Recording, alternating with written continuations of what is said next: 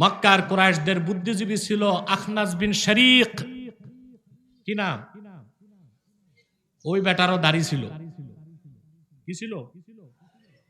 হয়তোবা পাগড়িও লাগাইতো, পড়তো তো জুব্বাই, ছিল কট্টর কাফের, কাফেরদের বুদ্ধিজীবী। সে একদিন আবু জেহেলকে বলল, আবু জেহেল, আমি একটা প্রশ্ন করব, তুমি উত্তর দিবা? বলে, করো। আখনাস বিন শরীক আবু জেহেলকে প্রশ্ন করলো, আখবিরনি আন মুহাম্মাদিন সাল্লাল্লাহু আলাইহি ওয়াসাল্লাম আসাদিকুন হুয়া আম কাযিব ওয়া ইন্নাহু লাইসা হাহুনা মিন কুরাইশিন গায়রি ওয়া গায়রুকা ইয়াসমাউ কালামানা।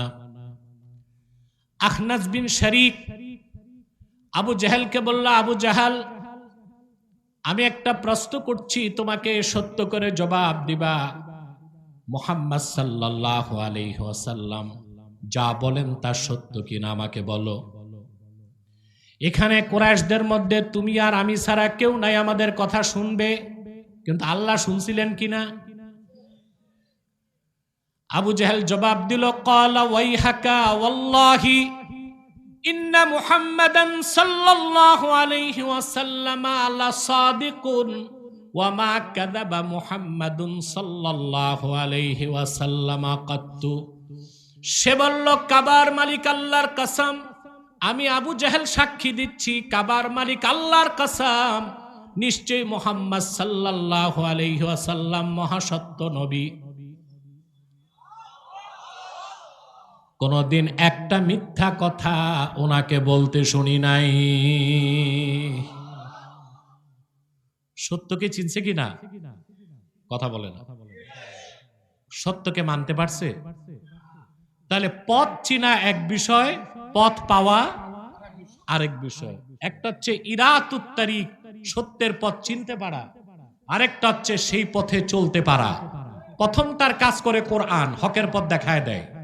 সেই পথে চলবে কে চলবে না সিদ্ধান্ত কে নেন? সুবহানাল্লাহি বিহামদিহি। আরেকটা হাদিস শোনাচ্ছি আপনাদেরকে কোরআন শরীফের এই বিষয়টি বোঝানোর জন্য। কষ্ট হচ্ছে না তো? মনোযোগ আছে তো? সহিহ বুখারী কিতাবুল মাগাজি হাদিস নাম্বার 3950। রাসূলুল্লাহ সাল্লাল্লাহু আলাইহি ওয়াসাল্লামের বিশিষ্ট সাহাবী সাদ বিন মুআজের বন্ধু ছিলেন উমাইয়া ইবনু খালাফ। উমাইয়া ইবনু, সে ছিল কুরাইশদের second in command. First in command ছিল আবু জেহেল, সে ছিল কি সেকেন্ড ইন কমান্ড, অর্থাৎ ছোট নেতা। নেতা অনেক স্টেপ থাকে না? কথা বলে।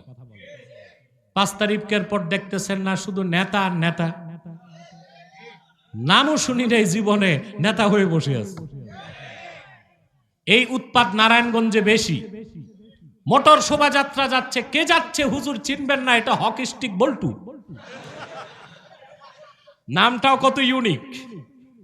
পিছনে কারা? ওরা পাতি নেতা, ছাতি নেতা, উপনেতা। কুরাইশদের 1 নাম্বার নেতা ছিল আবু জেহেল, আর সেকেন্ড নেতা ছিল উমাইয়া ইবনু খালাফ। এই কুখ্যাত কাফেরটাই হযরত বেলালকে বছরের পর বছর নির্যাতন করছে। হিজরতের পর মক্কা বিজয়ের আগে সাদ বিন মুআজ সাহাবী, তিনি উমরা করতে আসছেন মক্কায়, এসে উঠছেন তার বন্ধু উমাইয়া ইবনু খালাফের বাড়িতে। কারণ মক্কায় তো তখন কাফেরদের কর্তৃত্ব, তিনি একা হজ করতে আসছেন। তিনি উমাইয়াকে বললেন, উমাইয়া উনজুর লি সাআতা খালওয়াতিন লাআল্লি আন আতুফাল কাবা।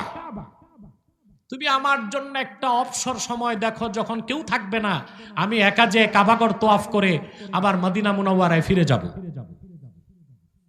তো ঠিক দুপুরবেলা উমাইয়া ইবনু খালাফ তার বন্ধু সাদকে নিয়ে গেল কাবার চত্বরে। ভাবছে রোদ, দুপুরবেলা কেউ নাই, যে দেখে বড় শয়তান আবু জেহেল দাঁড়ায় আছে। হযরত সাদকে দেখেই আবু জেহেল ক্ষিপ্র হয়ে গেল। সে বলল, ইয়া আবা সাফওয়ান, এটা উমাইয়া ইবনু খালাফের উপাধি ছিল। ইয়া আবা সাফওয়ান মান হাযা মাআক, তোমার সাথে এই লোকটাকে? বলে, আমার বন্ধু সাদ বিন মুআজ। আল্লাহ রসুলের সাহাবী মদিনা শরীফ থেকে এসেছে ওমরা করতে, বলে তার এত সাহস, সে একা একা মক্কায় আসছে, যদি তোমার সাথে না থাকতো আমি তারে কিভাবে মদিনা শরীফ সুস্থ ফিরে যায় দেখতাম। এবার হযরত সাদের হৃদয়ে ঈমানের জোশ উছলে উঠল। তিনি চিন্তা করলেন না তিনি মক্কায় একা আর সামনে আবু জেহেল। তিনি পাল্টা জবাব দিলেন, আবু জেহেল, তাহলে আমিও দেখতাম মদিনা মুনাওয়ারার পথ ধরে কিভাবে শাম দেশে ব্যবসা করতে যাও। এত জোরে ধমক দিছে, আবু জেহেল স্তম্ভিত হয়ে গেছে। মুমিন আল্লাহ ছাড়া কাউরে ভয় পায় না। পায়? হায়াত মওতের মালিক কে? আল্লাহ কর্তৃক নির্ধারিত সময়ের 1 সেকেন্ড আগে কারো মৃত্যু আসতে পারে না। আমাকে আমার সংগঠনের লোকজন, এমনকি ডিজিএফ এর লোকজন কঠোর বার্তা দিয়েছে রাতে প্রোগ্রাম না করতে। আপনাদের সিলেটে সব জায়গায় দিনেই আসি, কিন্তু এটা তো আমার নিজস্ব প্রোগ্রাম। সিলেট আলিয়ার প্রোগ্রাম 12 তারিখ, ওটা তো আমার নিজস্ব প্রোগ্রাম, রাতেই তো আসতে হয়, ঠিক না? আমি জানি আমার নির্ধারিত সময়ের আগে আমার মৃত্যু কেউ নিশ্চিত করতে পারবে না, এটা আল্লাহর হাতে। যতটুক রুলস রেগুলেশন মেনটেন করতে হয়, সতর্ক থাকতে হয়, ততটুক থাকি। কারণ সতর্ক না থাকলে তো আবার শাহাদাত হয় না, আত্মহত্যা হয়, ঠিক কিনা?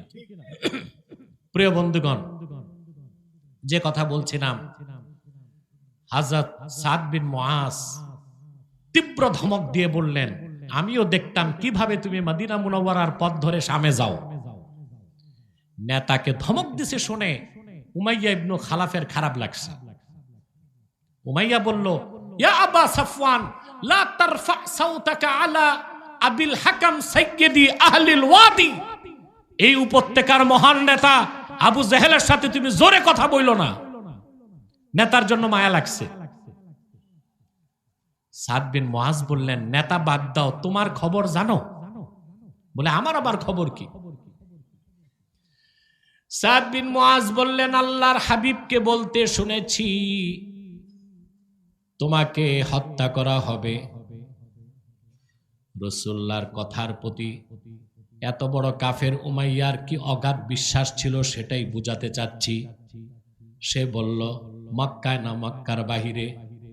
সাদ বললেন, সেটা রাসূলুল্লাহ বলেন নাই। আমি বুঝাতে চাচ্ছি কি আবু জেহেল কি আবু লাহাব, মক্কার যত কুরাইশ কাফের 13 বছর রাসূলুল্লাহর বিরোধিতা করেছে মক্কায়, যারা যুদ্ধ করেছে মদিনা মুনাওয়ারায় বদর প্রান্তরে, তারা মনে প্রাণে বিশ্বাস করত মুহাম্মদ সাল্লাল্লাহু আলাইহি সাল্লাম যা বলেন সেই কথার প্রতিটি অক্ষর মহাসত্যের সর্বোচ্চ মানদণ্ডে উত্তীর্ণ থাকে। এই কথা শুনে তার হুঁশ গেছে। নেতাও ছাড়ছে, দোস্তও ছাড়ছে, এক দৌড় দিছে বাড়িতে। বাড়িতে যে বউকে ডাকতেছে, ইয়া উম্মা সাফওয়ান, সাফওয়ানের মা তুমি কই? ও তো সাফওয়ানের বাবা। ডাকছে সাফওয়ানের মাকে, নিজের বউকে। একটা কথা মনে রাখবেন, মুমিন বিপদে পড়লে আল্লাহকে ডাকে, সাধারণ মানুষ বিপদে পড়লে মাকে ডাকে, আর অতি বউ ভক্ত যারা তারা বউকে ডাকে। তো সে ছিল বউ ভক্ত, এই জন্য সে তার ছেলে টেলের না ডেকে বউরে ডাকতেছে।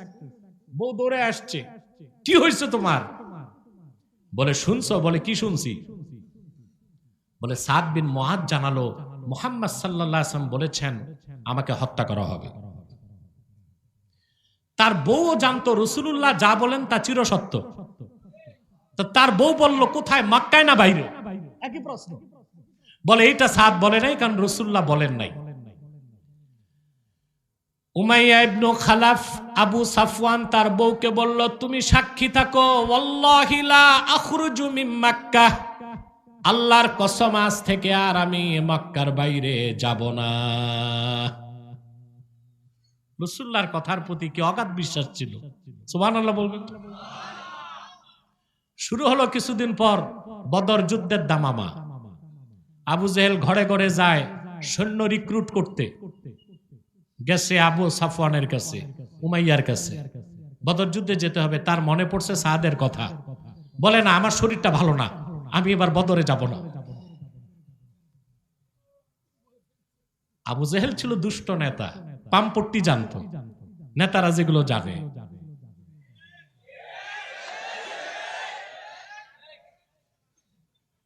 পলিসি একটা, ডিপ্লোমেসি একটা, ঠিক না? তো সে এত বাড়াবাড়ি করছে, রাজি হয়ে গেছে, ঠিক আছে আমি বদরে যাব। আবু জেহেল যেতেই তার বউ ধরে আসছে, তুমি ভুলে গেছো সাদ বলে গেছে মুহাম্মদ সাল্লাল্লাহু আলাইহি ওয়াসাল্লাম বলেছেন তোমাকে হত্যা করবেন, বলে এমনিতেই বলছি একটু বের হয়ে আবার ফিরে আসবো। সহিহ বুখারী কিতাবুল মাগাজি হাদিস নাম্বার 3950 হাদিস সাক্ষ্য দেয়, উমাইয়া যেই ঘর থেকে বের হলো আর ফিরতে পারে নাই, আল্লাহ তারে বদর পর্যন্ত যেতে বাধ্য করলেন।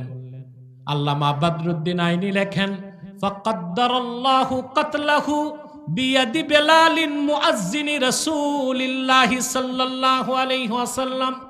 যেই বেলালকে বছরের পর বছর নির্যাতন করেছে রাসূলুল্লাহর মুআজ্জিন, সেই বেলালের হাতে বদর প্রান্তরে আল্লাহ তাআলা উমাইয়ার মৃত্যুকে নিশ্চিত করে দিলেন।